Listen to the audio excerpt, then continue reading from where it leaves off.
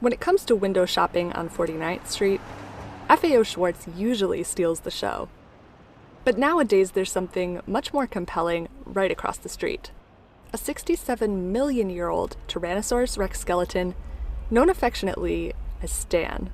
This T-Rex really is, in the world of natural history, a masterpiece. Stan was the star of Christie's 20th Century Evening Auction, which brought in more than $340 million. This Cezanne watercolor alone sold for $28.7 million. It was painted at the same time as the first T-Rex was discovered. So despite the fact that he is a 67-million-year-old monster, the identity and the fame of the T-Rex is really born in the 20th century. At 13 feet tall and 37 feet long, Stan is one of the most complete and most studied T-Rex skeletons. It got its nickname from amateur paleontologist Stan Sacrison, who discovered it in 1987. This thing is massive. He takes up the entire room, and the bones are so heavy that the skull is actually a replica. The real skull is sitting just over there in a different room. The last comparable one to come to auction was at Sotheby's back in 1997. That was Sue, who sold for $8.3 million. 27.5, please. That is a power move. Sold. Thank you very much. Stan's $31,800,000 selling price blew that record out of the water. Thank you very much, James. Bidding? But the skeleton wasn't the only unique feature of Christie's latest auction. To those of you joining us online, thank you very much. We're used to having people come here, 700 people come to the evening sale, bid, sit on uncomfortable chairs, still bid and buy great things. Now they're sitting at home.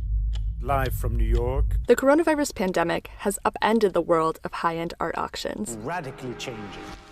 Christie's live-streamed sales in the past, but never with such attention to at-home viewers. The auction house tried its best to replicate the actual experience of viewing art, using 3D tours of the gallery space and high-res imaging to showcase paint texture. This promises to be quite an evening. It added live commentary during the auction to explain proceedings to first-time viewers, as well as a pre-show panel. What would have developed naturally over the next 2, 3, 5 years, especially from a technology perspective, was accelerated into 3, 4, 5 months.